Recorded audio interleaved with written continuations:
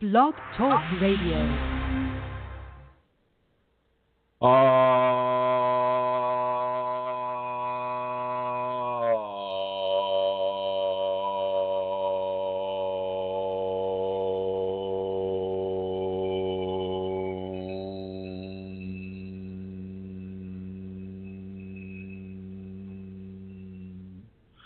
Hello, everyone. This is Chrism, and I'd like to invite you to this conversation about your Kundalini awakening experiences. Today, I want to talk to you about seasons and the change of the seasons and the different levels of energy that come through different levels of the season. Right now, here in Western Hemisphere, or I should say Northern Hemisphere, western part of the North American continent, in California, Northern California, we are starting spring. And if there are any of you that are here at this time, and in other areas of the North American continent, certainly in the warmer areas, spring has sprung, and it is springing, and so is the level of prana increasing in the air that you breathe, in the hormones or the pheromones that are released by the flowers, by the insects, by the mammals, by the avians, by the reptiles.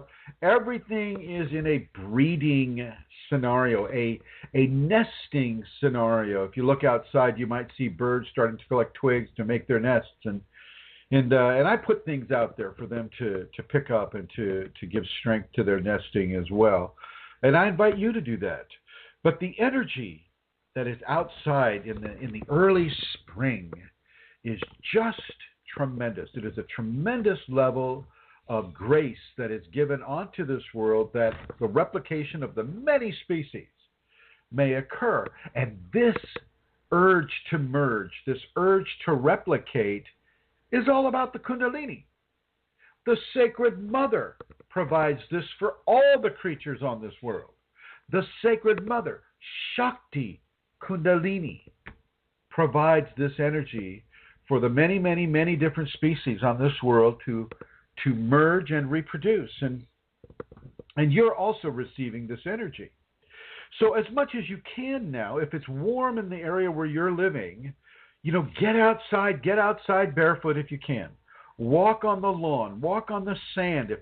If you just happen to have a nice pad that's just right next to the ocean. I mean, you can see the waves crashing from your window, the tide coming in, the tide going out, people walking on the beach. You get out there and you walk on that beach too.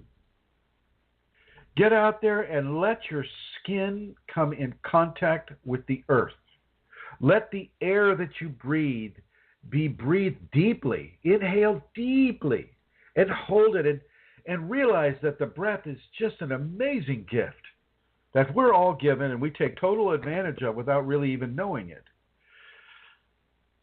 Breathe this prana in the air. Breathe this life force that is in the air. It is so, so strong right now in early spring that I want you to be really aware of the energies in the air. And I don't care if you live in the middle of a big city or you're out in the nature environment. Spring is everywhere. Spring is everywhere.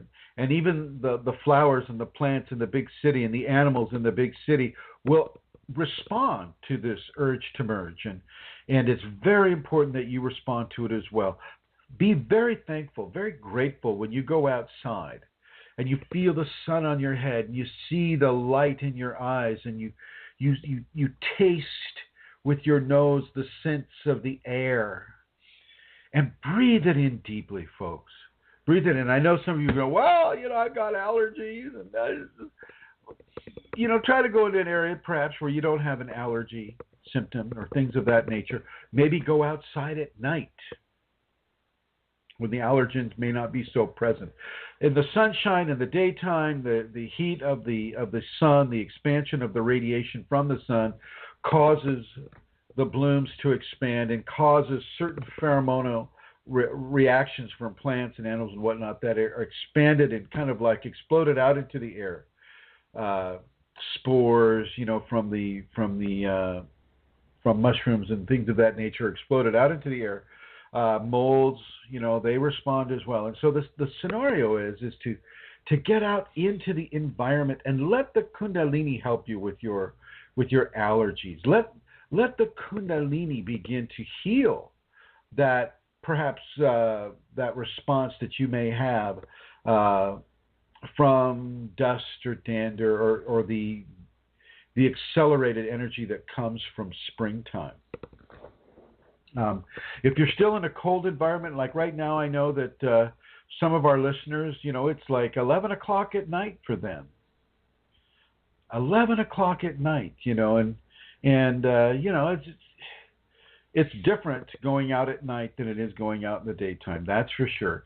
But for people that can go out at night and can get their feet into the soil, under the moon, under the stars, in the environment, naturally, I strongly suggest that you do that. Now, for those of you that are in the daytime, like it is right here, right now, it's 3:06 in the afternoon in Santa Rosa, California, Western United States. And when you go outside, the sun is very, very bright, and this is the time of year when people they're going to want to slip on those sunglasses, and I'm going to suggest that you wear the sunglasses. Certainly, if you're driving your car and you need to see, and there's a lot of refraction and reflection coming at you, definitely put your sunglasses on and clear that visual up. But if you're not driving and you don't need that polarized view, I'd like you to keep the sunglasses off to feed the energy matrix within your eyes that feed into the Kundalini. Those blue frequencies, those blue light frequencies need to come in, and this is part of the sacred male gift, the Shiva gift, the Jesus gift, the Buddha gift. This is part of the sacred male that comes in to the ocular awareness, the eyes.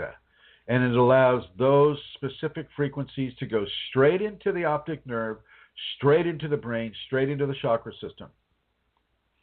So very important for you who are real strong sunglass wearers, to take a look at that and see where you can kind of calm down a little bit on the whole sunglass scenario.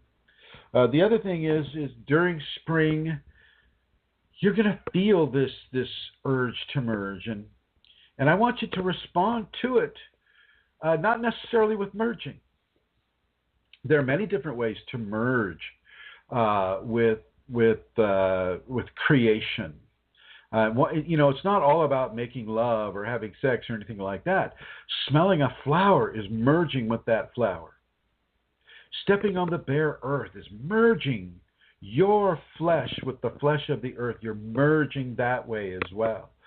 Drinking pure water from a pure spring source, that's merging with the earth, merging with the water, merging with the gifts of the land. And I want to really encourage you to do this. Springtime in the northern hemisphere is autumn in the southern hemisphere, I believe. Yeah, I think so. And so in the southern hemisphere, like Peru or Brazil or Argentina or Africa or India, any of these countries that are even halfway below the equator and the other half above the equator, well, you go ahead and you merge with the season that you're experiencing right now. And with autumn or with fall, there's a letting go of scenes and scenarios that may no longer serve you. Letting go of your control, of your egoic control, trying to control the Kundalini, trying to control your phenomena, trying to control this, very Taoist mannerisms of non-surrender, very martial artists, it's like, oh, we'll never say die, we'll never surrender, no, Kundalinis, don't do that. So yeah, it's, in the fall, you're letting go, you're moving into wintertime, you're moving into the great sleep, and you want to get ready for the great sleep. That's why, we have so many of the creatures in the northern hemisphere that will hibernate. The bears will hibernate. The squirrels will hibernate. The chipmunks will hibernate. The snakes will hibernate. And they hibernate because it's that little sleep. It's that little death that allows them to live their cycle and to wake up in the spring, which is where we are right now here in the West Coast, North America. Very important for you to get outside. Go camping. Go to the beach. Go to the mountains. Go and sit, do a Vipassana. Do your own little Kundalini Vipassana retreat and meditate for some hours next to a flowing stream and feel the flow of that stream flowing from the base of your spine out the top of your head and fountaining down around you. I mean, get out into the nature, get out into the sunshine, get out into the moonshine and the starshine, and try not to sequester yourself up in the house like I'm doing right now, because I'm doing this interview. But as soon as I finish this interview, I'm going straight outside, folks. I'm going to walk that talk. But before I continue with the talk, I'm going to introduce somebody who is very, very helpful to this program and to all the different groups. This person is an extensive writer. She's an extensive healer. She does a lot of work with cancer patients. She does a lot of work with anybody that has an issue that they can come to her and they can receive some healing of their issues. And so I would like to introduce Santara. Hello, Santara. Hello. Oh my gosh. I wonder what's happened to Santara. No, I'm here. Did I interrupt anything? I'm sorry. Is everything all right? Go there.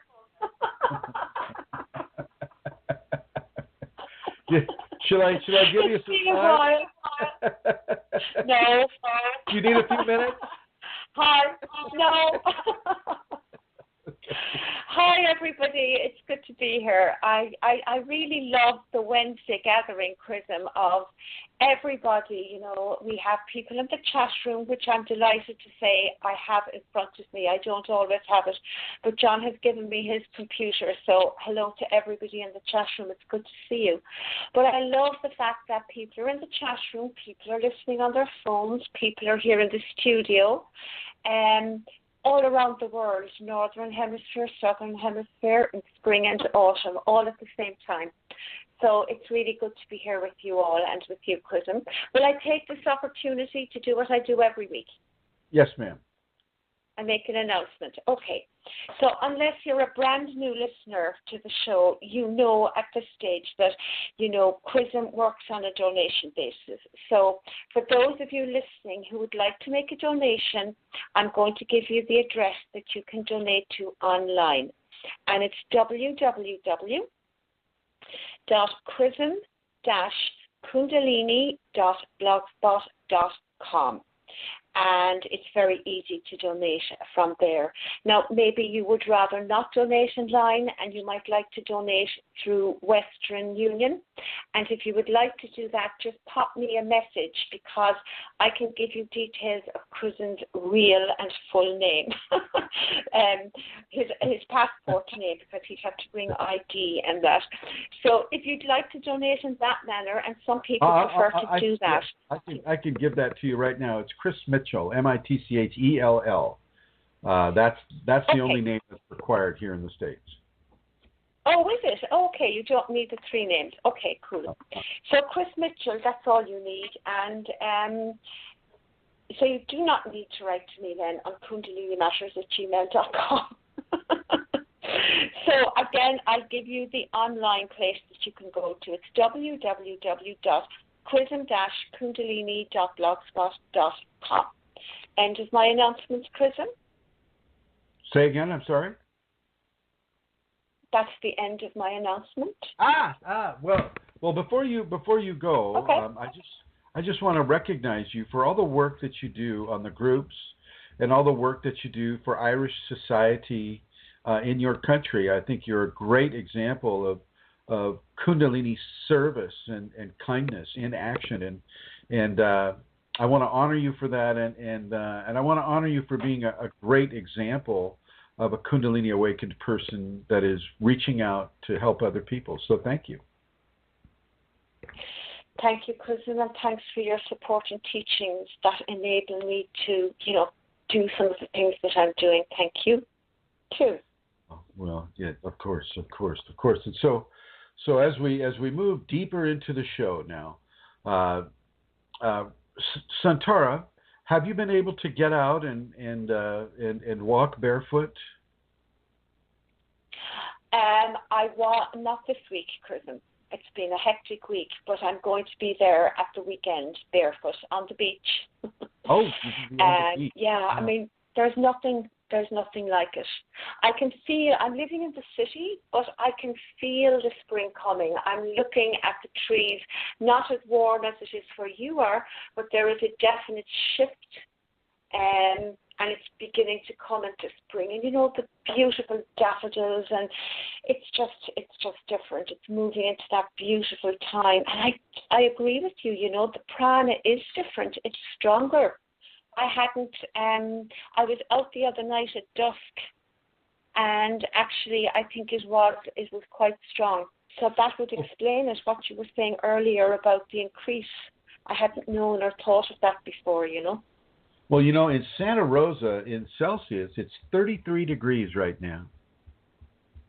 Oh, my gosh. Okay. Yeah. I mean, we might be skipping spring and going straight into summer. But that also cool. that also means a tremendous amount of snowmelt is going to occur. So this could cause some flooding in some of the mountain areas as well. But yeah. You step outside right now, and spring is in the air. The flowers are blossoming. As I said before, the birds are collecting material for their nests. The animals are looking at each other, and that includes human beings. The human beings are also looking at each other and kind of feeling the gravity of the springtime energy pull them together. And for those of you that are Kundalini awakened, you'll feel this too. You'll feel this, but you may feel it even stronger. Don't let it drive your illusions of control.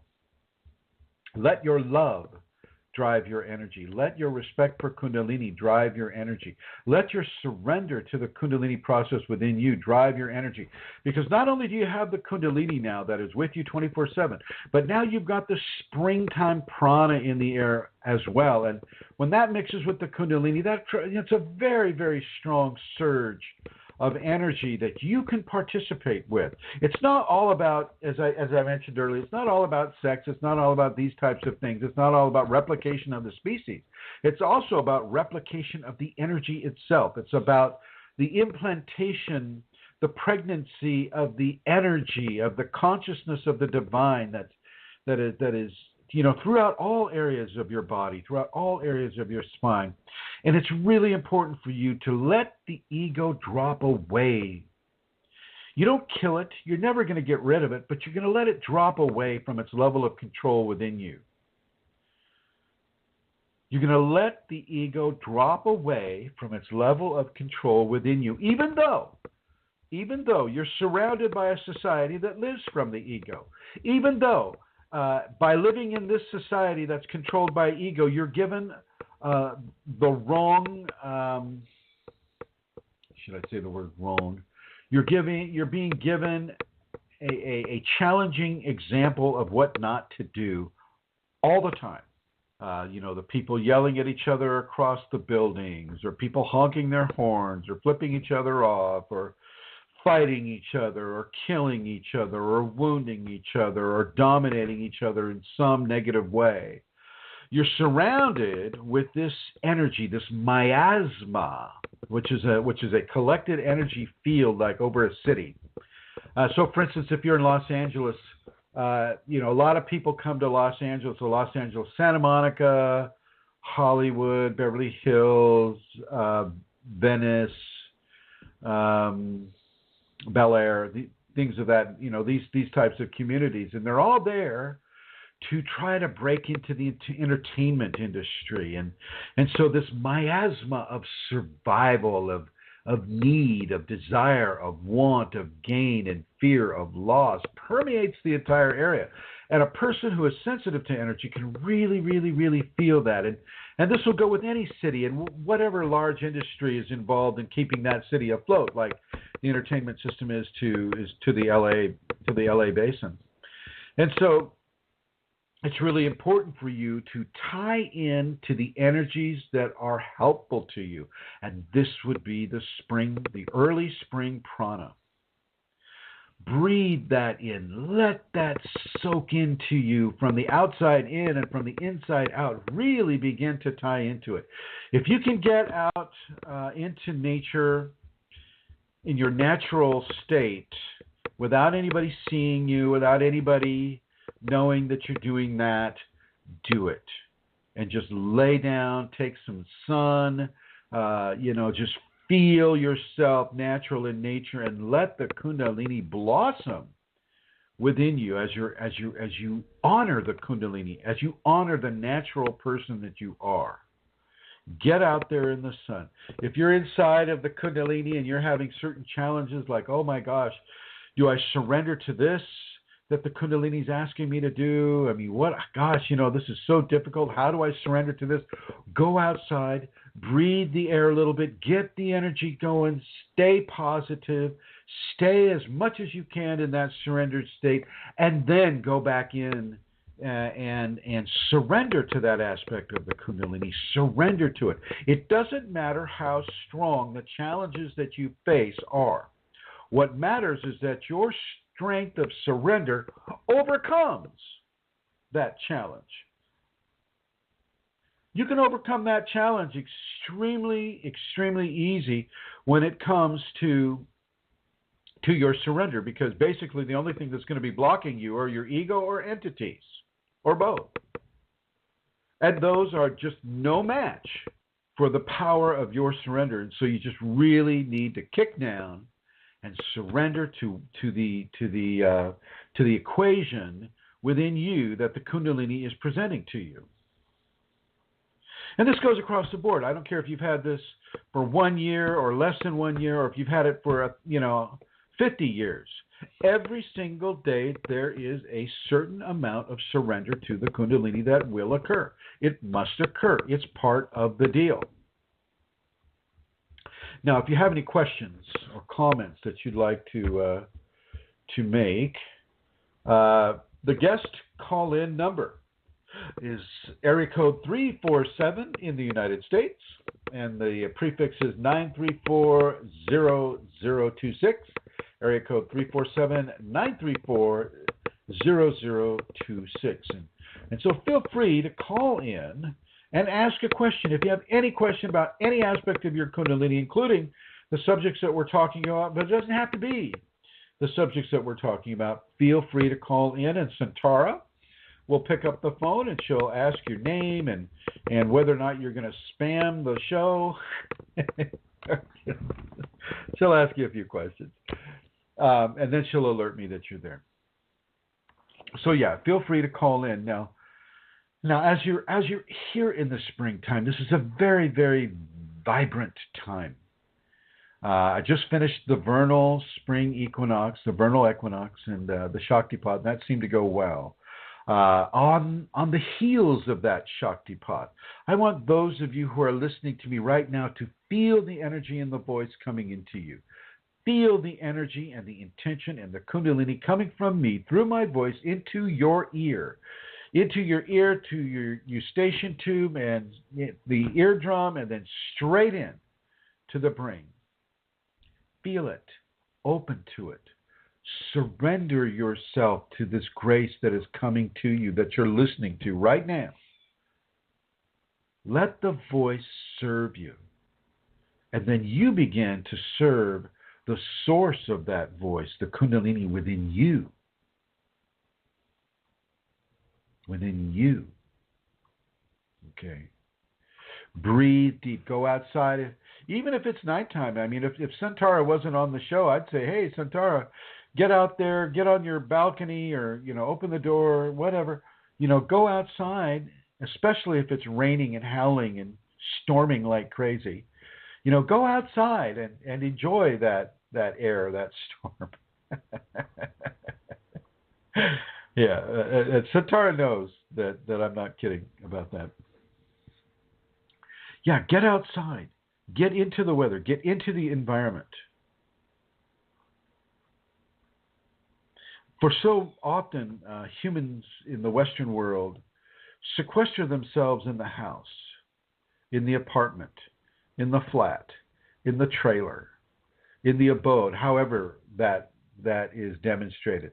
People sequester themselves away from the environment, away from the insects, away from the animals, away from the particulate, the energetic particulate in the air outside, and they pretty much live a great portion of their life indoors without the benefit of the natural environment reaching them to the degree that I think the Kundalini would really appreciate it. Open those windows. Open that door. Get some fresh spring prana-infused air into your household. Feel your energetic uplift occur. Don't be in so much denial. I mean, in the Western world, we can be so depressed and in so much denial, especially, with Kundalini and the difficult Kundalini practices that the Kundalini will force upon you. And so, and so you begin to build up this energetic defense mechanism against surrendering yourself to the Kundalini, against promoting your process, against being in agreement with what the divine has set in motion for you. And I want you to just take a look at that and stop that. Stop getting in your way. Don't let the ego or the entities or your own laziness get in the way of you surrendering completely to the Kundalini that it's expressing yourself through you. I know you've been given signs and symptoms. I know you've been given information. I know you've been given downloads for many of you. Not all of you, but many of you. And so I know that even though you've received some of these great gifts that nobody else in the population really, except for Kundalini people, are receiving, it's kind of like the attitude of, what have you done for me lately, Kundalini? What have you done? The Janet Jackson song, what have you done for me lately, right? And you're thinking, well, yeah, okay, I had some out-of-body experiences, and yeah, okay, I was breathing underwater in the ocean without scuba gear. Yeah, okay, I felt myself lifting off of the couch and floating across the living room. Yeah, well, that's fine, but, what have you done for me lately, Kundalini?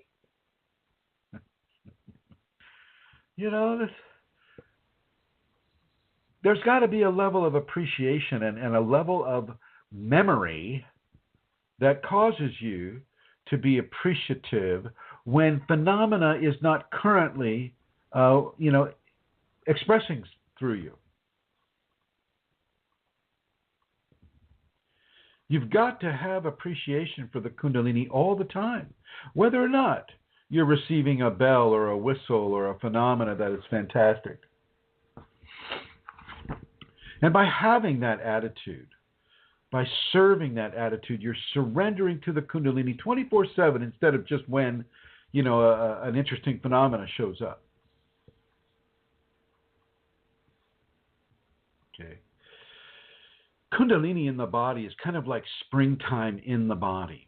It's like springtime in the spine. Let yourself really, really feel, what is occurring for you. Let yourself really feel it. Let yourself be with it. Let yourself grow with it. Do not in any way allow yourself to fall into, a level of disrespect for the Kundalini or resistance to the Kundalini, things of that nature. Do not allow that to occur. Okay, that's just kind of going backwards. You don't need to go backwards in order to accept the Kundalini within your life. Now, sometimes people want to go backwards. They go, "Oh, Chrism, it's so hard. It's so difficult. It's so backbreaking. It's so difficult to not allow my ego to control every aspect of what I do, think, feel, or interact with. I'm surrounded by egos, and I see them doing all these things, and it's just not fair. Not fair, Chrism. How come I have to do all this work and these other people, they can just live by their ego? What's up with that? Master Chrism. I always get the big, the parentheses around the master part, when the difficulty gets going. Just a second here.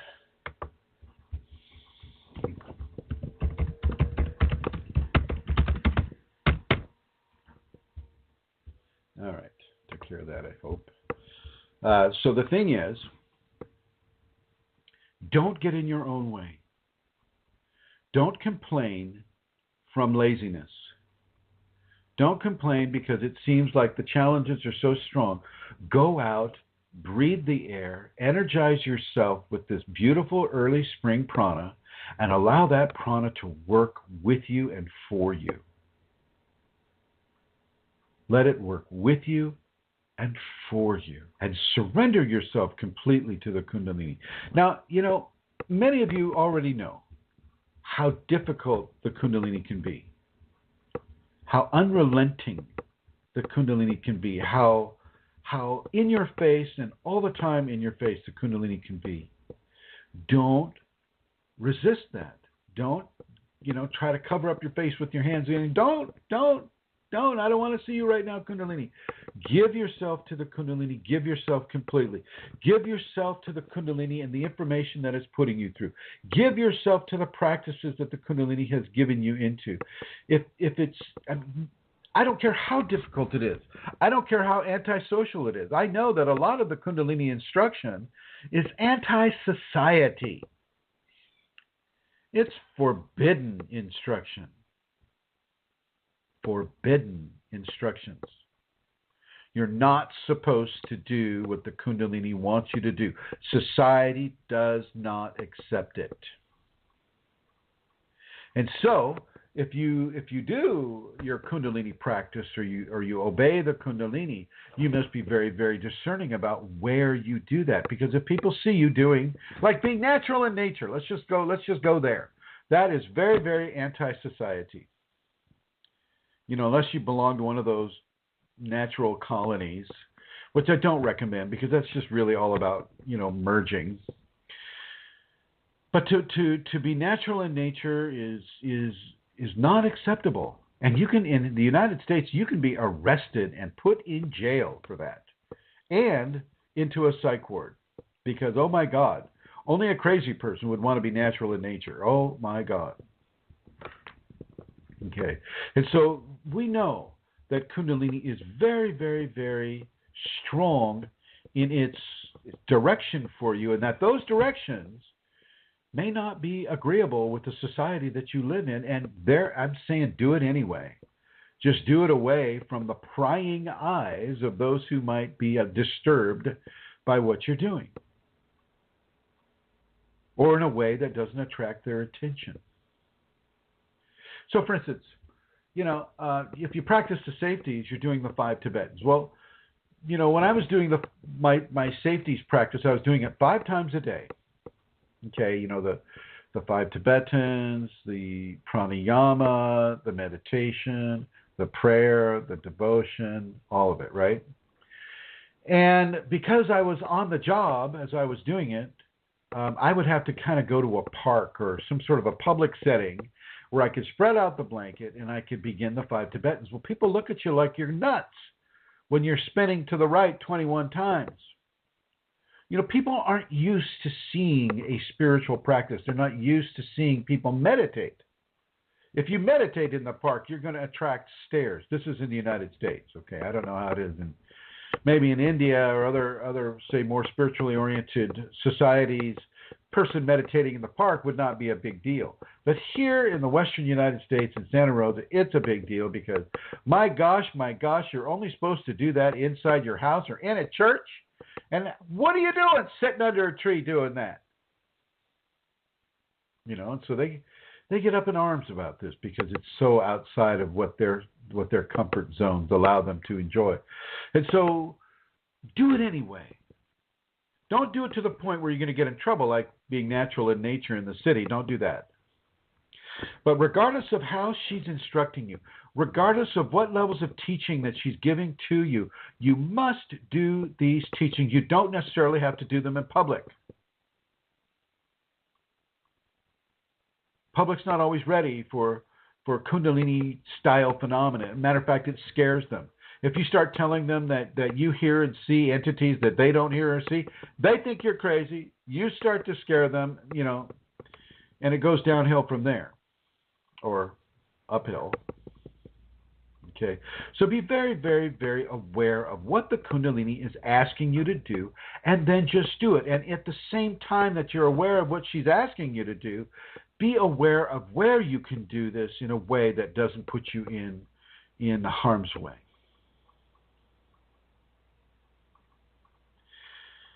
And yes, I understand how difficult Kundalini can be, and how antisocial and politically incorrect and all of these things that some of these practices would be for those that don't have the Kundalini, for those that don't understand what the Kundalini is about. It can be very, very, very difficult. But you must persevere. And it is totally unfair, my friends. Kundalini is about as unfair as it's going to get, because you'll have it and your spouse won't. Or your kid will have it, but the parents won't. You'll have it, but those around you will not have it. And those in society will not have it. And so they don't have to go through all the ego clearing, ego testing, and ego realignment that you're going to have to go through, which means it's not fair. It's not fair, my friends. And it never will be, because not everybody is going to be activated in this world at the same time. This whole oneness thing, where they say, oh, we're all one. We're just going to activate everybody all at the same time. It is so, and I know, I'm sorry if I'm stepping on anybody's toes, but in a sense I mean to, because you need to wake up from these little fantasy games that the New Age movement, will play on you. Not everybody's going to awaken at the same time, because not everybody's going to meet their karma at the same time. Certain amounts of people will activate their Kundalini in 2016, which brings them on the path, and they begin to go through the many different teachings that the Kundalini has and the transformation that the Kundalini has. Well, those who are going to activate 5 years from now will not be part of that equation until 5 years from now. So not everybody is going to activate or ascend at the same time. And this idea that it all has to happen at once is just taking out the courage that we have to manifest by having the Kundalini alone or with very limited people around us. And let's see what Santara has to say about this. What do you have to say about this, Santara? Oh, did I interrupt anything? I'm sorry. No, you did not. I was writing something down, actually. Okay. But I had. So I was a little bit distracted. So if you ask me a specific question, Chrism, I can answer it. Right. Okay. Do you prefer very well. Do you prefer pineapple juice or pina colada in your Mai Tai mix? 1 second, Chrism. I don't know what's going on. I can't hear you. Okay. No worries, my dear. No worries. Let's go to Rosemary. What do you think about all this unfairness, Rosemary? I'm downstairs and my other phone is upstairs, so I'm just grabbing this. So tell me the question again. I apologize. No, it's okay. I'm going to put you in the blue. Let's see. Maybe I don't think any of my call-ins are listening here. Brooke, are you listening? No. I'm listening again. I've got you back, Chrism. Oh, I see. Okay. All right, then. Okay, so the question was, go on, something about unfairness, is it? Yes. What do you think of the whole idea of a lack of parity with the Kundalini? It's not about Mai Tais. Oh, okay. Well, you mean saying it's not fair what I have to go through because it's Kundalini? Right. Well, I certainly would have had feelings like that. I mean, sometimes it can be really hard. And definitely my ego would have said, it's not fair. It's just not fair. Why do I have to go through this, you know? I mean, there are times when I remember when it was really difficult and I would have been searching. My ego would have wanted to be normal. You know, even during times when, you know, I was detached from people or I was feeling different things or there was a really strong surrender called for. And that's the moment between, you know, choosing to surrender when the ego is going, oh, this isn't fair, because the ego was telling me, you don't really have to surrender. I mean, when things are unfair, it's okay to say no. So that would have been part of the process, I think. But, I mean, at this stage, even when things are hard, it being unfair doesn't really come into it so much for me anymore, because I appreciate deeply, Chrism, the wonderfulness of the hardness, if you know what I mean, of the challenges, you know, because I've been through a lot of them. And so I know now that when a new one comes up, that once I surrender and once I listen to the Kundalini and I do my best to surrender, well then it passes, and it's amazing, you know, what occurs once I surrender. So I don't even go to the unfairness thing. It's not part of my equation anymore. Oh, not really. No, that's good. That's good. Now, looks like we might have a caller down there on the bottom there if you have a look. I go check. Yeah, we go check. So, yeah, you know, this is so not fair. If you're going to have to give and give and give and give, and the person standing right in front of you is not going to have to do a darn thing, and you're sweating bullets and you're giving, and you know you're reaching into the Kundalini and you're working very, very, very, very hard, and the person standing behind you or on either side of you doesn't have to lift a finger. That's not fair, folks, and it's just not going to be fair. It will never be fair. Please do not expect the Kundalini to be fair with you. It's never fair. It's never fair, and it's not always gentle and polite either. I got to add that in. I mean, if the Kundalini in you or in your teacher or in, you know, somebody around you that is helping you with the Kundalini starts coming off very, very harshly with you, that's also an aspect of the energy that is not fair, because now you're having to hear it from a flesh individual, and it's different hearing it internally from the Kundalini and then hearing it from a flesh teacher or flesh person. It brings it into a level of real time that having it just kind of download into your head it's not the same. It's not the same. And so as you listen in, you know, to the person saying, hey, I need you to remember this, I need you to get organized here, I need you to do this, this or that, and they say it in a very, very strong voice, well, you know, you got to listen to that, especially if it's a teacher, if it's somebody that's helping you with the Kundalini. Well, you got to really listen to that, and you've got to pay attention to that, and you've got to do what is being asked of you to do, and no, it is not fair, and it never will be. Just like the people that are activating now in 2016 as opposed to the people that are activating in 2021, the people that are activating in 2021, there's 5 years less of an experience with the Kundalini. They are infants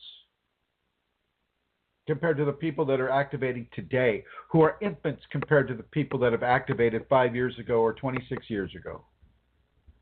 You have to pay attention to those that have come before you. You have to pay attention to the teacher the Kundalini has given you to. Whether it's me, whether it's somebody else, doesn't matter. You have to pay attention to it.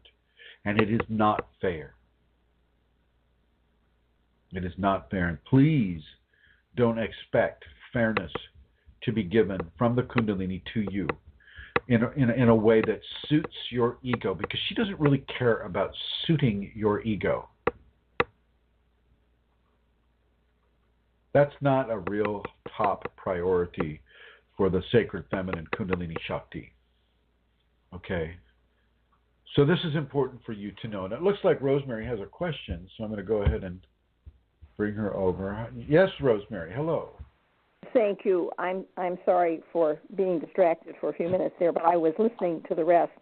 And as I listened to Amelia, I don't have a sense It's just not fair that you were distracted, Rosemary. No, but I'm saying about Kundalini's generosity. There is no parity there. I don't have a sense of I'm being cheated or something, or somebody has something else. Good. I know, to me, this is all a gift, every bit of it. And maybe because I'm older and spent more time trying to find something or earn something, that I see it's not about that at all. And every bit of what I have received and will continue to receive, I am sure, is a generous, loving Kundalini, and I'm grateful. That's what I wanted to say. Oh, thank you, dear Rosemary. Go ahead and make your announcement. You have an announcement to make as well. Oh, I do, and I was urgently touching something that needed to be taken care of there. We have a seminar coming in July, 9 and 10, and it's at a glorious, beautiful prairie. We will be there, but we have a meeting room, and there are also plugins for people who want to come and camp there and for the 2 days. I'm doing film screenings around the cities wherever people are open to that. And what state and what country are you located in? I'm sorry. The date is July 9th and 10th, and that's and we have also some rooms there in town. Well, what state and what country? I'm sorry. I'm a little arrogant about that. This is Minnesota.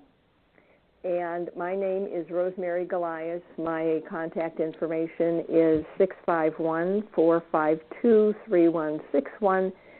And my email is rosemaryg@usinternet.com.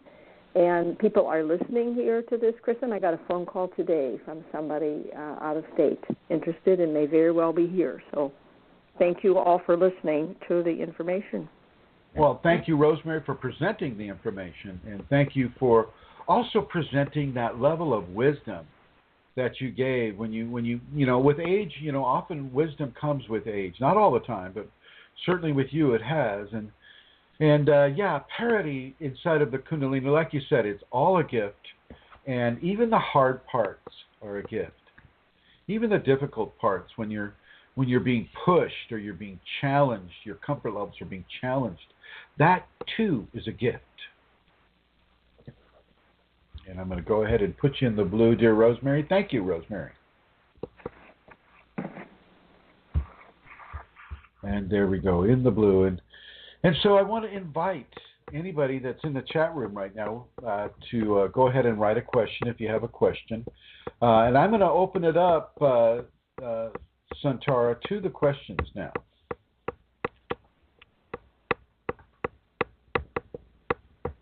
Hello, Chrism. Can you hear me all right? Tap, tap. I can hear tap, tap, tap. Can you hear me okay right now? I can. So, shall I begin? Yeah. Okay. Well, the very first question came from the group, and it's a very short one. It says, "My mind never settles down. Can you help me?" Well, that would be that would be what some of the Sanskriti people or the Hindu people would call the monkey mind. Monkey. The monkey mind is always going to be scattered and going from this to that, kind of like a butterfly going from flower to flower to flower, which would be commensurate with going from thought to thought to thought to thought. Oh, are the kids out of school yet? Oh, have I washed the car? Have I bought the groceries? Have I paid the phone bill? You know, these types of things, just going from thought to thought to thought. And what I'd recommend for a person going through that is mantra meditation, saying something like, I am at one with the all that I am, over and over, and focusing on the words, I am at one with the all that I am. I am at one with the all that I am. And you just say that over and over and over and over, and that mind will be stilled. It will be stilled to the degree that you can begin to open other areas of interaction from your Kundalini, from your spirit, from your higher self. This is obviously a person who is not really experiencing the Kundalini, but is more so wanting to get there in some way and wanting to correct their lack of focus within the meditation state. And so, just do the mantra meditation and follow the words. Another way you can do it is just follow the breath. As you inhale slowly through the nose, hold for a count to 6, and then exhale through the nose slowly. Back and forth you go, kind of get lost in the numbers if you need to. Pretty soon the numbers don't exist anymore, and you're just following the breath. And this is another way that a person can do it. Definitely another way. Next question. Thank you, Chrism. Next question is not so much a question, it stems from a conversation on the group. And it seems that, there's some fear for people concerning pregnancy and Kundalini. So could you say something about that, please? Well, Kundalini is a pregnancy. It's just Kundalini is a pregnancy at the base of your spine, really. And when it births itself into you, you're the baby. You're the infant. You may be walking around in a 60-year-old body, but you're the infant. You're the baby. You're the one who is being taught. Kundalini and mammalian pregnancy goes together just fine. You can go out now and breathe in this spring energy, run back into the house, take your spouse and just make that child and have the Kundalini full on within you, and it will not hurt the child. It will not hurt your pregnancy. You can go ahead and give the birth, and the birthing process itself is a very common vector of Kundalini activation, so do not worry. I know.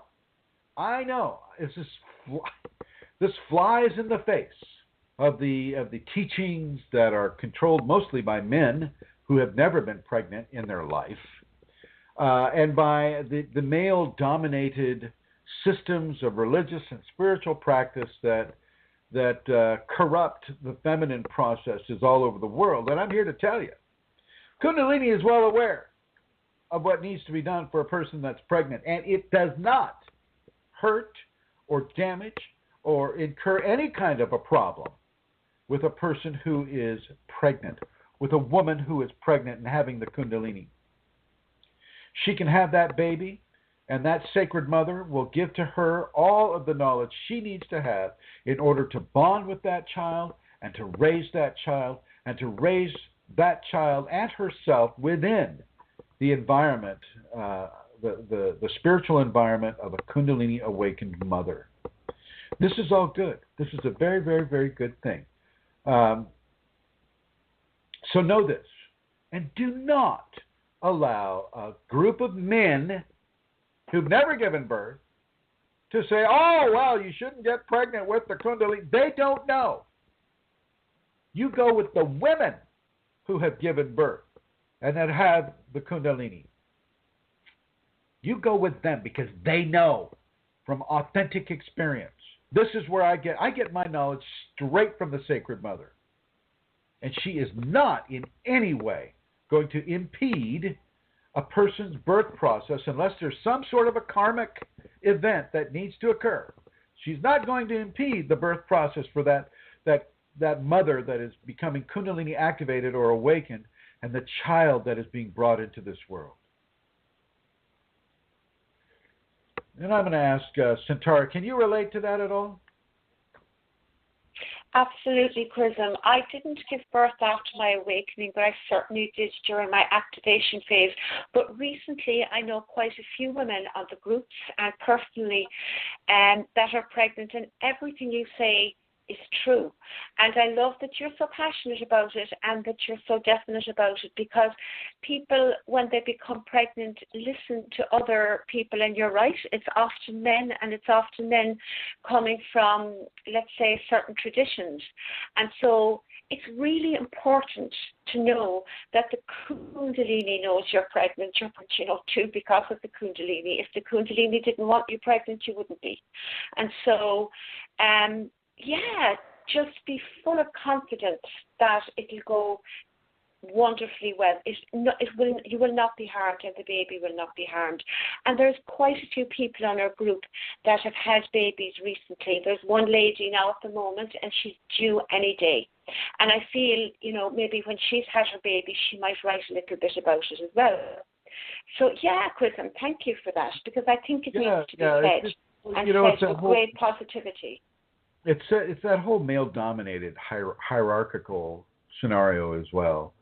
Yeah. It's just like, oh my gosh, we know everything because we're men, and we know all about women and the birth process. We know everything, and you just have to do what we tell you to do because we know everything. And they just don't know as much as they think they know. And they certainly don't know about the Kundalini if they're telling people not to be pregnant while they have the Kundalini. Because I got news for you, men. When the Kundalini comes up in a person, it never goes away. So you're telling that woman that she can never have a child, she can never be pregnant because the Kundalini came up. And this is such a load of malarkey, and I'm only saying that because I have stronger words that I would use, but I'm on the radio right now. Yeah, it makes me mad, I have to say, It's such a load. And all of this stuff that these male-dominated societies do, these sanatana people, these people that think that the old ways are the best ways simply because they don't recognize the level of prejudice against the feminine, the sacred feminine, that those old people, those old societies carried over into the new society. Let's bury a woman up to her shoulders in the sand and stone her to death because some ancient tribe decided that, if she looked at a man that way, therefore she's a prostitute, therefore she needs to be killed. This stuff does not need to occur anymore. Does not need to occur anymore. Probably didn't need to occur then either. And there's a lot, and it's conditioning that's passed really, isn't it, from one generation to the next, and that's why it needs a man to say what you just said, but it needs women who are Kundalini awakened, their Kundalini is awakened, to come and speak about the fact that they had not that experience that they were told might occur, and talk about how their experience was, and educate some of the men who, are just blinded by their conditioning and just spew out the same old thing that they were taught. Like, if women come forward, absolutely, and their ego. So, I just think it's an important aspect of Kundalini awakening that isn't spoken about very often. There's such a huge amount of women that, in proportion to men, it's probably equal, I don't know, but there's definitely a lot of women that are awakening, and a lot of those women are going to become pregnant. I'd say there are more women that are awakening than men at this time, only because... Than men? Yeah, only because I think that in the Western societies especially, male emotional awareness is not as advanced as the feminine emotional awareness. And it's the emotional body that will often respond very, very strongly to a Kundalini event. And until that emotional body gets behind them, it could be extremely deleterious for men who do not have emotional stability or emotional maturity to try to handle that type of an energetic onslaught. They would try to control it, and it wouldn't let them control it. And in trying to control it, they would take themselves to an MD, and an MD, not knowing anything about Kundalini, is just going to drug them into stupefaction, and then, you know, put them into a what do they call those straight jacket in a very comfortable padded room, and say, okay, have a nice life. Can you hear me? Question arises. I can. The trouble is, I don't mind the clicking, but when I hear, you know, I don't think it's a good idea. Stop. I'm stopping. I have a question though that rises from what you've just said. Sure. Do you think that more men go into psych wards than women because of the emotional body response to the energetic onslaught, I think you called it? Yeah. I'm just curious. Yeah, I think because of the emotions, the men will have a much harder time handling it, like crying. A man has a more difficult time crying than say a woman would have, because of that lack of being in touch with the emotional body. Now, I know I'm being opened up to generalizing here, and I don't want to generalize too much with this, but typically, not always, but typically, men will choke back that sobbing and just try to be stoic about whatever is giving them this great emotional response, rather than letting the tears come, letting the tears flow, and allowing those tears to form a kind of healing and balancing for the individual. And so, yeah, men will have a much greater degree in the Western societies, a much greater degree of difficulty with this. And the Kundalini knows this. And so if that man is to be activated by the Kunalini, maybe she won't hit them so hard in the emotional areas at first. Maybe she'll just hit them a little harder in the phenomena-based areas first, and she can, gives her time to begin to give a healing to that man's fear of expressing himself emotionally. Okay. And so, yeah, I mean, you've got to remember, Kundalini's really smart, and she knows that those men she's going to activate in, they need more time for more conditioning. And so that's what she does with it. And I'm good with it. But I think as far as being admitted to psych wards in the West, I would say yes. In the Western societies, I would say yes. But I know plenty of women do. I would have to say it's probably slightly more men than women. But they, the men also have a problem with self-admitting anywhere. Men are more likely to just struggle with it. They're just going to bite the bullet and just try to deal with it and let that come out in their actions or their driving or their drinking. Right? They let that emotional expression come through in ways that perhaps aren't as healthy as say how a woman may do it, would just be to break down and cry for 5 minutes and then go on with her life. Okay. Okay. Yeah. Cry for 5 minutes? No. Maybe not. Yeah. Now I got to say, C.L. Morgan has written on the chat group. He says, "Not a question, but thanks for being a great resource for those who have already had a spinal sweep." And I just want to acknowledge your thankfulness and your gratitude, and really, C.L. Morgan, I would just ask you to look in the mirror without sunglasses on. Look in the mirror and thank the Shakti in you. Thank her in you, because that her in you is also that her in me, and in Amelia, and Rosemary, and Joey, and Mary Jean, and Atlanta Seeker, and Phil Karuba, and Vincent 91. Phil, who is just like continuously typing, and we never see what he's typing. Yes. So yeah, thank you, C.L. Morgan, for saying that. And go ahead. Next question, dear Santara. Actually, Chrism, before I go on, you know what you just said there to Morgan about looking in the mirror and thanking the Kundalini in him.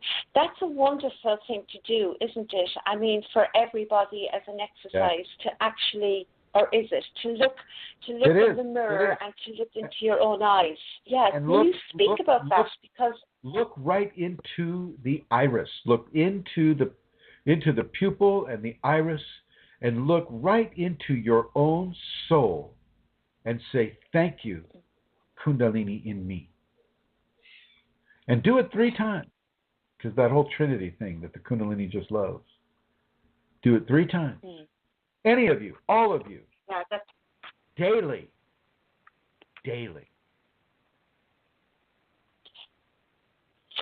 okay, thanks, Chrism. So the next one is a dream. So it's not very long, but I want to read it because it brings up a few things. It's a dream that this person had at 2 a.m. Okay, we were roaming around in the jungle. I heard a roar. I was told there must be a lion nearby. The tiger was very, very next to us, and then came out of the bushes next to my daughter. I asked her to stay calm. The tiger passed by her and the other person as well and came to me and attacked my legs twice. The 2 times I pulled away my legs, thinking the tiger is attacking me. Then we came back from someplace into a market area, and I saw that people had killed the tiger. A lady talked about the tiger attacking and its killing. So now the question is, I'm not able to understand why we consider the tiger as a Kundalini animal. I know that I moved my legs out of fear, but why was it killed? In her dream, she means. Why was it killed? Why was the 3 tiger questions. Why was the tiger killed? Why was the tiger killed in her dream? Like, what was the significance of the tiger being killed in her dream?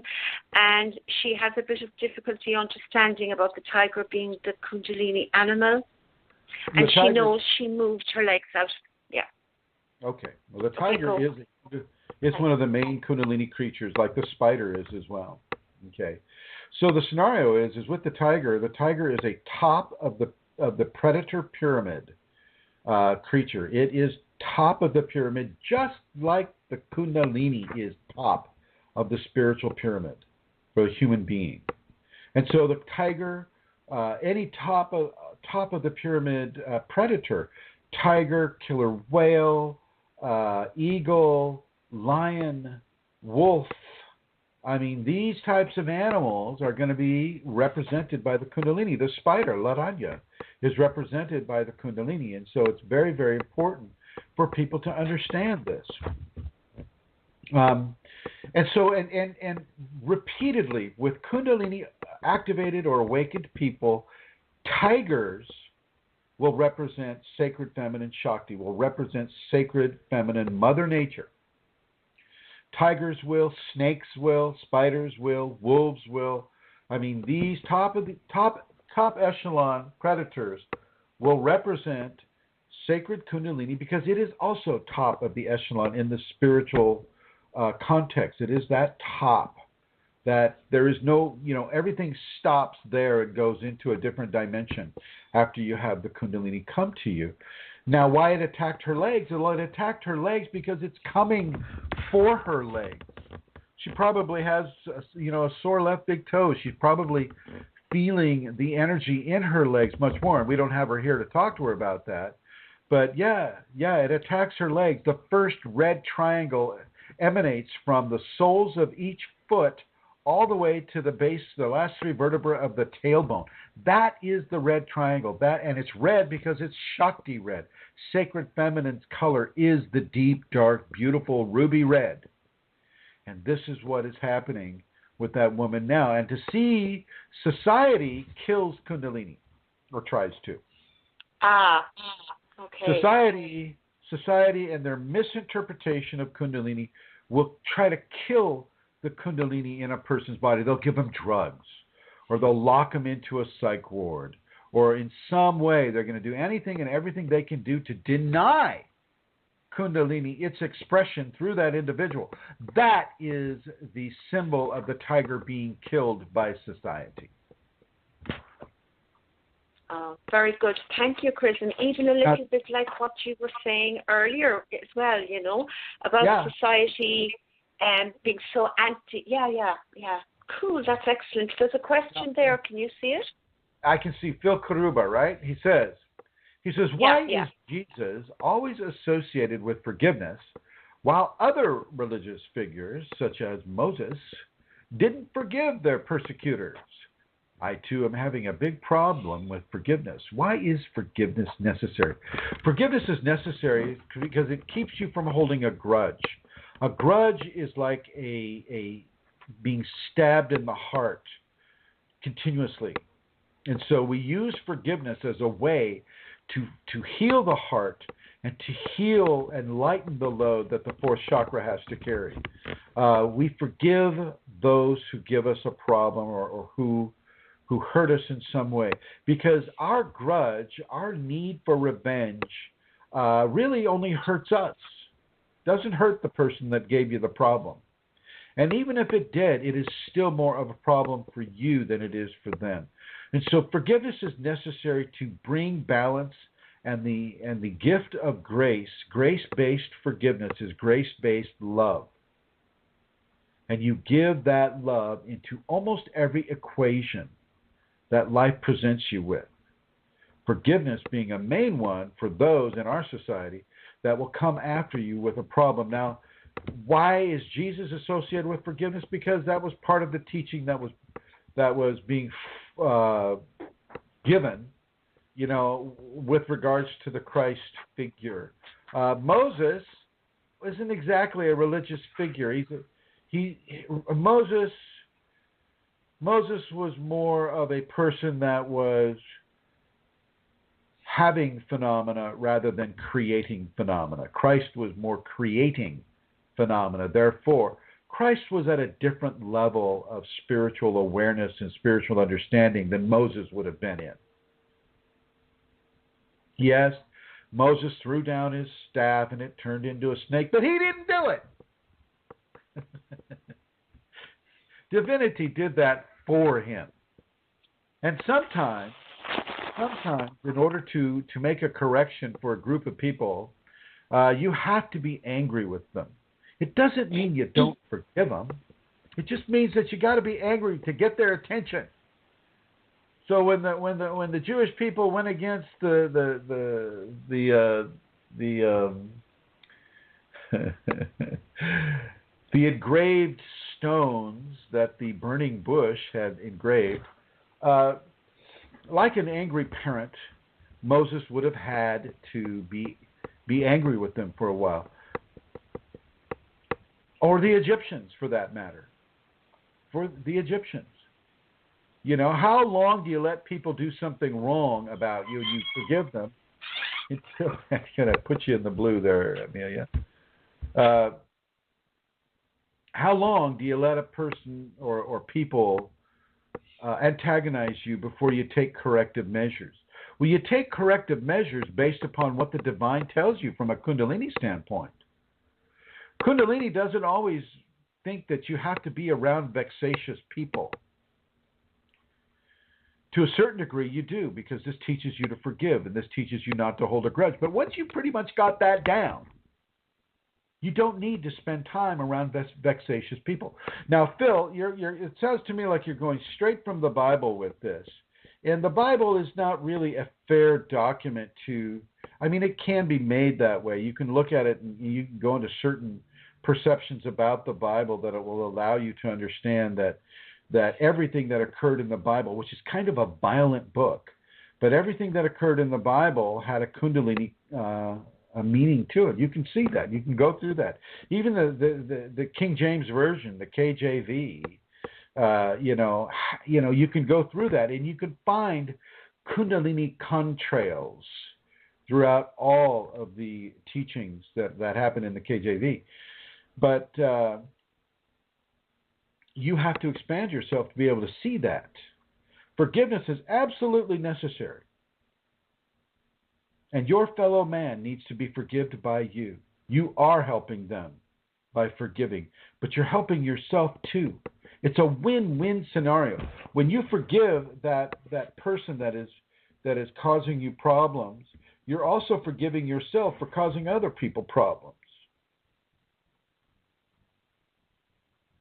This is why forgiveness is so very, very, very important within the Kundalini continuum. You must be forgiving. And if you're not, the Kundalini is just going to keep smacking you on the side of the head saying, forgive. And she'll keep giving you reasons to forgive, i.e., putting you in front of people that are causing you a problem, which is causing you a reason to forgive them. It will keep coming up, I guarantee you. And C.L. Morgan is also typing, and I'll be interested to see what Mr. Morgan has to say about this as well. And bringing you right back into the red, dear Santara, hello. Hello. I'm smiling at my noise getting me in the blue. Clicking the whole time. Well, there was sound coming through, and I wanted to take care of that. So. Okay. Now, it's very interesting. The next question, Chrism, is related to what you've just been speaking of. It wasn't on the groups, so I'll read it to you. It says, my childhood was very difficult. I was abused emotionally and often physically punished. Then when I was in my 20s, I left my country and haven't returned for 10 years. I married, have 2 children, and now my parents want to come and visit me and meet their grandchildren. So from a distance, I have forgiven them, but I haven't forgotten. And I don't want my children exposed to them, and I really don't want them to come. Can I say no and still say I have forgiven them? Well, I mean, the question really is, question. Have you truly forgiven them if you're not willing to say it to their face? Have they maybe changed the way they are? Can you have them visit the children without them being alone with the children? You see, there are many permutations that a person can initiate inside of that type of a scenario. If the person was abused by the parents, I would definitely take that in consideration. I wouldn't let them be alone with the children, not with that kind of a history. And it doesn't mean that you're protecting the children from them so much, but you're protecting them from themselves, from creating more karma.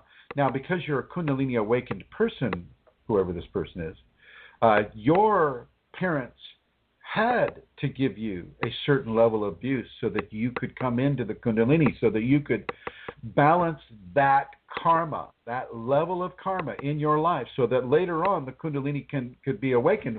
But they don't necessarily know that, the parents. They're just being abusive. They don't know that they're being guided by an unseen force to be abusive, i.e. the Kundalini. So I would take steps to make sure that the kids aren't left alone with the grandparents. I would let the grandparents see them. I would forgive the grandparents to their face to let them know that you have not forgotten how they treated you, and that you know and you remember, and therefore through that knowledge and that memory, you're not going to let them do that to the grandkids. Hello? If the Shakti wants to activate in the grandkids, she can do it.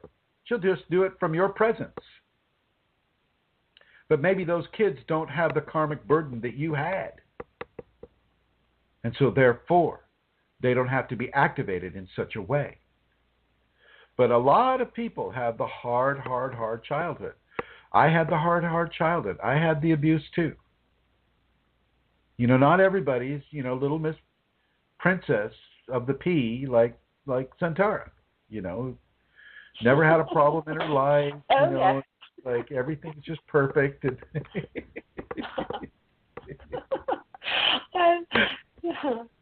I haven't the worst childhood, actually. On so many levels it was quite good, but on other levels it was same with me. I'm very thankful for all of the challenges that I had to have when I was a kid, when I was a younger person, 20s, teens and 20s.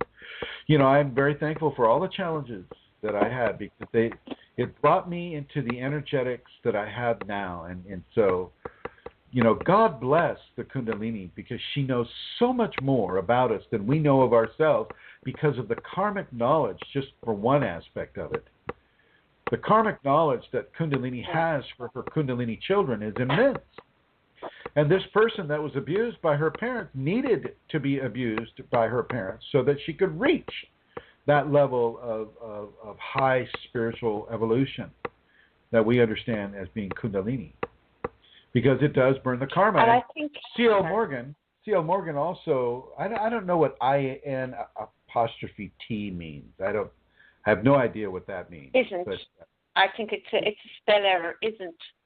Isn't. Forgiveness. Or doesn't. Yeah, well, I'll just say forgiveness helps karmic forgiveness cycles. Help.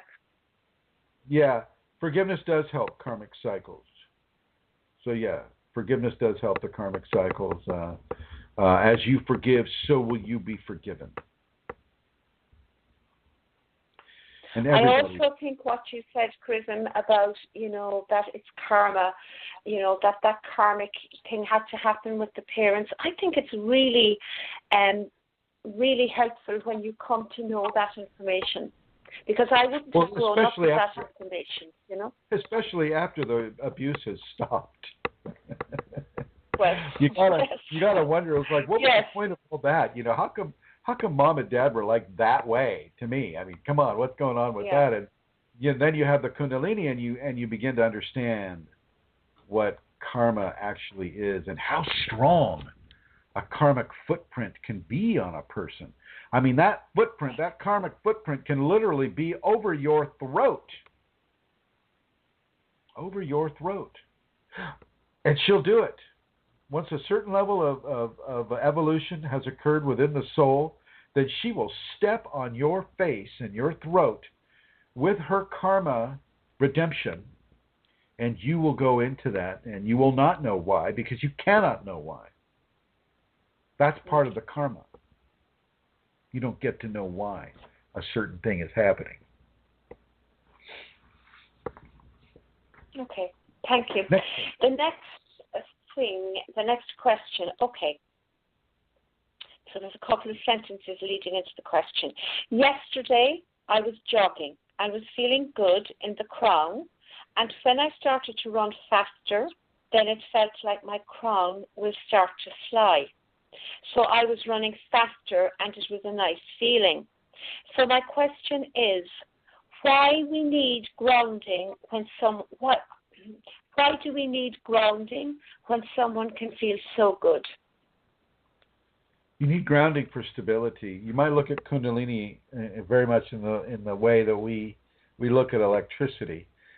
When you have a good ground and you have a good positive, then you have a good flow of energy. And so, because you're running fast and the ground and the crown feels like it's raising higher and higher, that really has nothing to do with grounding at all. And it can feel good. It can feel good all the time, but grounding does not stop it from feeling good. If anything, grounding will help it feel even better. But the other thing you want to look at is you don't want to do things just based upon how the phenomenon is making you feel, because you'll be blinded by your ego every time, and you'll be going more for the pleasure and you'll be running from the pain or the discomfort.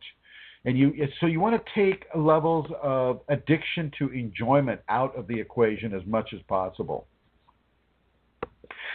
If you're running and the crown feels like it's flying, well, that's great.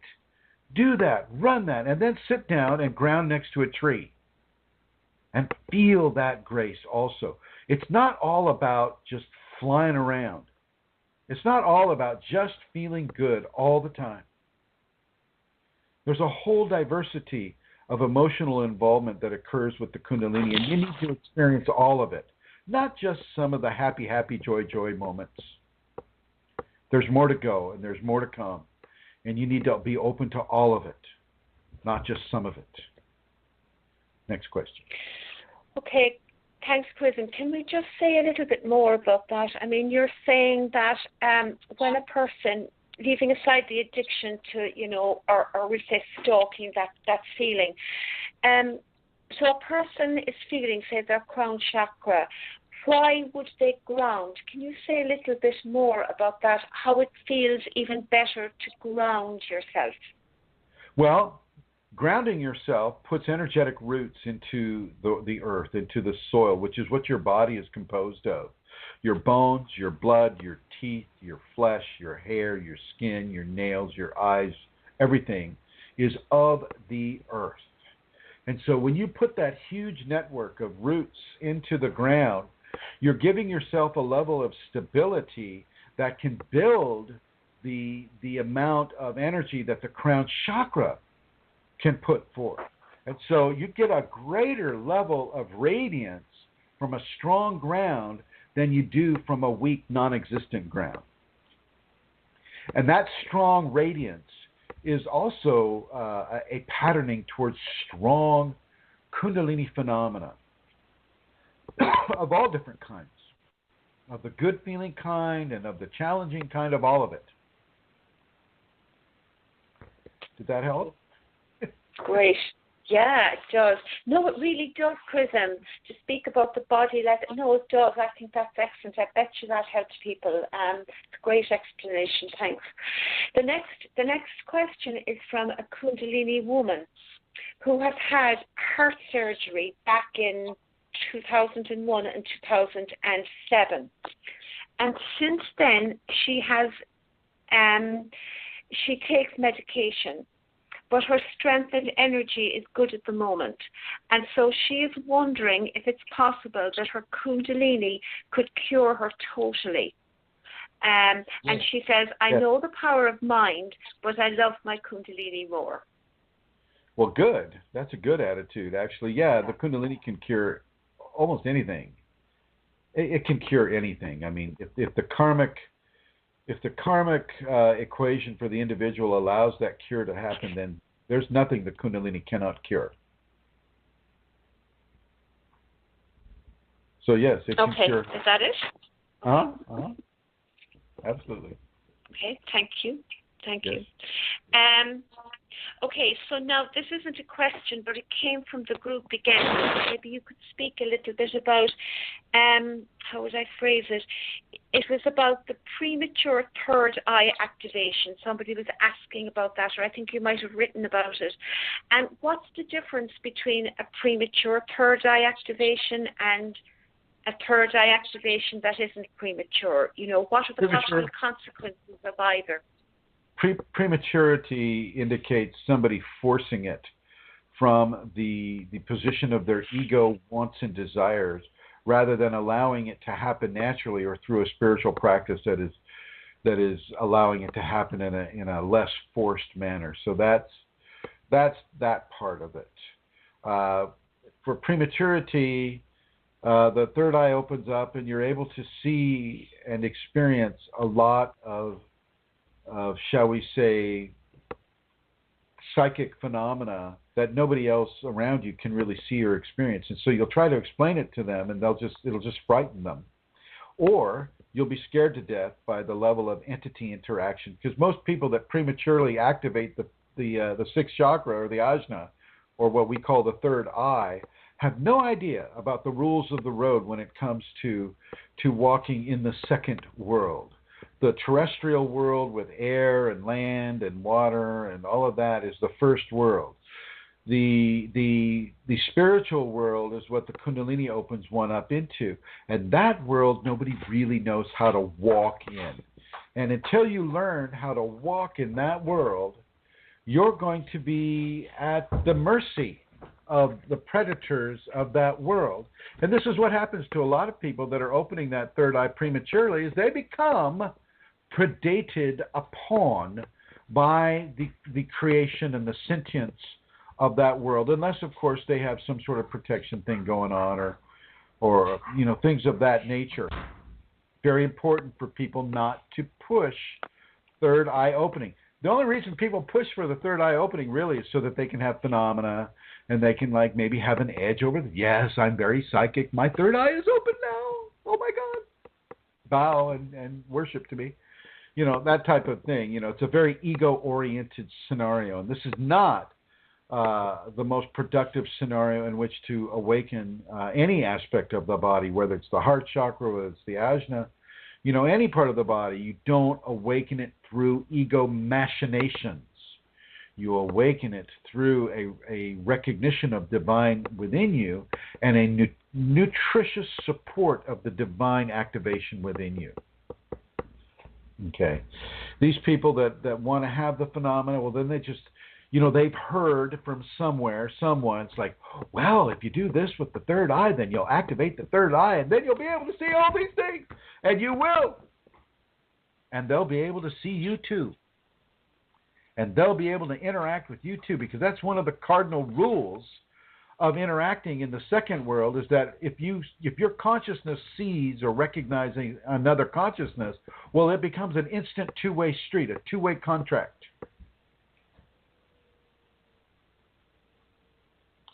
Which means that, you know, in some cases you can have a very, very deleterious experience because you don't know how to not acknowledge a person because you're just going to use your five senses in the second world and not realizing that you have other senses to use.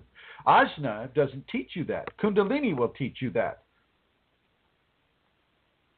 Your chakra isn't going to teach you anything. It's your Kunalini infusing that chakra that's going to teach you everything. A chakra is a manifestation of energy along the spine. Kundalini is a manifestation of divine consciousness. This is what will teach you how to walk in the second world. Not your need for phenomena or for being recognized or for, you know, whatever the egotistic ideal was that to activate that sixth chakra. Over. Thank you. Next question. Why are migraines, I know that was really good. Thank you. Why are migraines associated with Kundalini? Because people are forcing the third eye to be open. Okay. But it's more than that, isn't it? Yeah, that's one of the gifts of forcing the third eye is exceptional levels of migraine activity. You can't be around flashing lights, flashing colored lights. You don't want to be around certain types of, like, say they have those lights that go with the music. I forget what they call it. But it flashes with. You can't be around that either. Don't want to be around bright light flash because that's going to trigger your migraine. And let me tell you, the migraines are headaches on steroids. I mean, and that does come from pushing and forcing the third eye to activate. You will get those migraines, typically. Not always, but typically. And a lot of people are going, well, I activated my third eye, and I'm just doing just fine. Well, I'll just bet that you didn't. I'll bet you either some entity or some aspect of yourself is imagining some sort of a phenomena that you're tying to your third eye opening, which maybe isn't. Okay.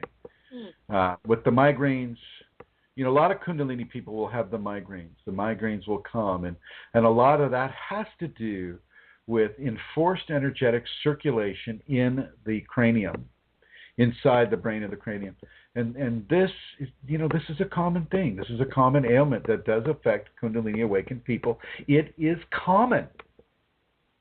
It is common for Kundalini awakened people to have a level of migraine activity.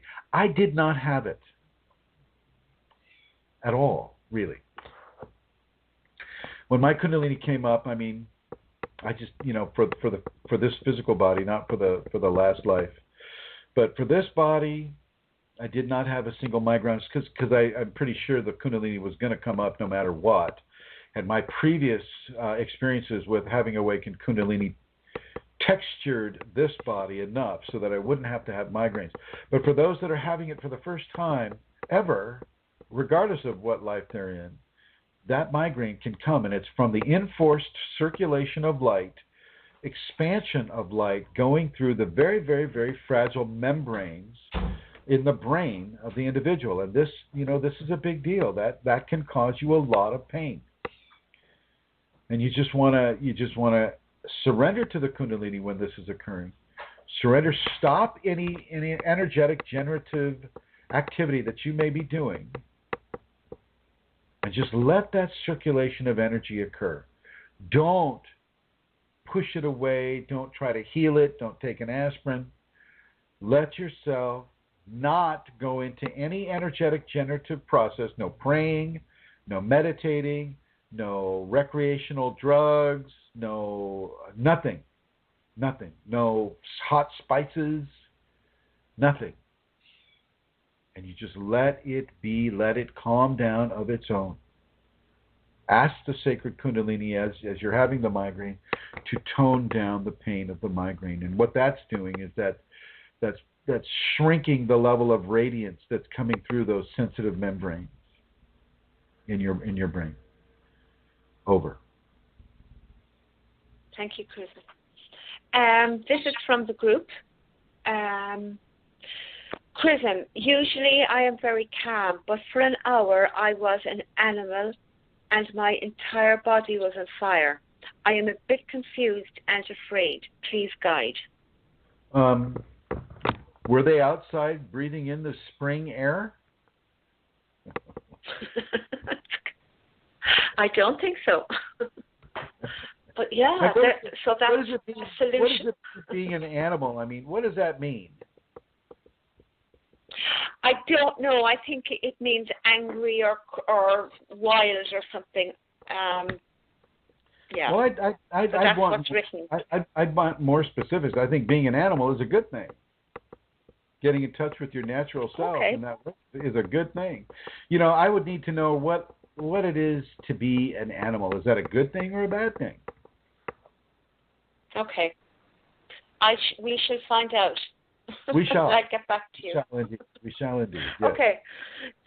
There's two questions that come up now that are again coming from the group. Can we go back into the past and change it? Oh yeah. And the future to see it. Can I go back and choose the best time to get born? This time of birth keeps much importance to Indian astrology. So they basically want to know can they go back? And the second part of the question would be like, what are the laws of karma?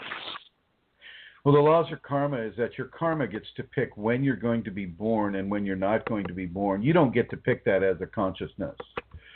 The laws of karma dictate that you will experience what you have given, but you'll experience it within the ignorance and the innocence of what you have given in another lifetime or another series of lifetimes. And so you don't get to choose when you're going to be born. Karma does that because everything is in a web that is being set for the individual to experience, such as the difficult childhood with abusive parents, such as, whatever levels of heartbreak that person gets to go through, such as what level of Kundalini activation they get to go through later on in life. Karma determines this, not your consciousness, not your ego. Your ego does not get to go back in time and decide, well, gosh, I didn't want to be born at this time. I want to be born on Christmas so I can get all those presents. No, you don't get to do that. Is it possible to go back in time? Yes. Is it possible to go forward in time? Yes. Is it possible to do it for the reasons stated? No. Over. Thank you. The next question, can we awaken Kundalini energy by learning how to awaken Kundalini energy from a good master with different methods and techniques? It means we choose to awaken Kundalini. And like that, can Kundalini choose us too? Well, Kundalini can definitely choose us. We don't necessarily definitely get to choose Kundalini. There's got to be a karmic dispensation for that. Over. That was too quick. Okay. That ties in with the last question. Okay. Yeah, it does actually. It does. Yeah, I'm looking at my because I don't read them sequentially. It depends on what's been said. I have another one here, but I can't really figure what the question is, but I will read it. When I am about to sleep and close my eyes, after a few minutes or seconds, I opened my eyes and I ask, who am I? It's actually a feeling of asking, who am I? It's not a thought. So I have a feeling of who am I, and that comes. So now I know there's a question in there, but after they close their eyes, they ask, who am I? So are they asking the I, who I is, that they've just closed? Are we doing puns here? Well, I think when they close their eyes, they get... Yeah. Chrism? Kundalini will give you... Kundalini will make you feel like... I think they're surprised, aren't they? They're surprised by this, who am I? Because they didn't think it consciously. I think that's what they're saying. But Kundalini can make a person feel like they don't know who they are. And so within that understanding, you don't know why you're where you are. You don't know why you're in the room. You don't know why you're living your life this way. You're totally and completely lost when it comes to how you fit into society, how you fit into your life, because you're not living your old life anymore. You're living this new life that constantly unfolds itself for you. And you're confused and quite frankly frightened about how this new life is unfolding. And, you're looking at them, you're thinking to yourself, well, who the heck am I today? How is this supposed to go? And you're looking around you and you're seeing egotistic examples all around you in society, and you're not supposed to go there, and yet, where are you supposed to go? This is where you listen to the Kundalini. This is where you listen to the teacher the Kundalini sent you. This is where you look for information, where you educate yourself, and not just through acquisition of knowledge, but through the activity based upon the acquisition of knowledge, i.e., you walk what the knowledge is giving you. You don't just store it in your brain. You express that knowledge. You express actions that knowledge allows you to express. The freedom of understanding, the freedom of giving yourself to the Kundalini, giving yourself into the information rather than just acquiring the information. See, that's the real trick. It's not just, acquiring information is one thing. Living that acquired information is something else, quite different. Over. That's quite profound, actually, because Okay. I have one more question, Chrism, that I forgot about, that I'm just after pulling up, that I will ask you, and it's connected to that. It says, I am really sad inside. I'm slightly editing it now. I'm really sad inside. I don't know what is going on. I am not feeling anything. I used to be fun and happy, but I feel sad now. Have no real interest in anything, just forcing myself to do stuff. Is this feeling of not feeling anything is the happiness? ? It's no fun. Can you please advise what's going on? Yeah, as you change from a mundane-oriented individual to a spiritually Kundalini active individual, she begins to strip away those qualities and aspects of yourself that you have identified with fun, with outgoing, with being a happy person, laughing, smiling, all of these things. When she strips that away from you, your ego is going to reach for that, but it won't be there. It won't be there. And so when it's not there, the ego responds in depression, in anger, in fear, in loss. And instead of being lost, a person needs to begin to feel found. found in the way that the Kundalini has found them, and that is changing them and is evolving them into the new person that the Kundalini is giving into them. And so this is the correct attitude to have. You embrace what the Kundalini is giving you, but you also embrace what it is taking away from you. It may be offering this person a whole new level of enlightened bliss and enjoyment, but because they're so fixated on having what they feel they've lost, they're blocking the ability to bring in that new level of bliss. They're blocking it through fear of loss rather than want of gain. What has been taken away can be replaced by something far better. But when we're attached to just being, given that which we feel we have lost, well, we're unable to open to that which is coming. Over. Thank you, Chrism. Thank you. Okay, that I think is the very end of the questions. I've gone through the pages there, and I have nothing else to ask today. Well, do you have any last words, my dear?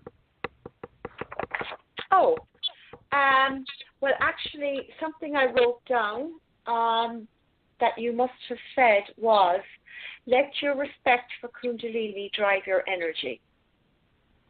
And respect, I've written it in big words, because it was something that was important to me, respect for Kundalini. So they're my final words. Let your respect for Kundalini drive your energy.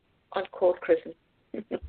All right, everybody. I want to thank you, Atlantis Seeker, Guest 1338, Mary Jean, Phil, Vincent, and C.L. Morgan.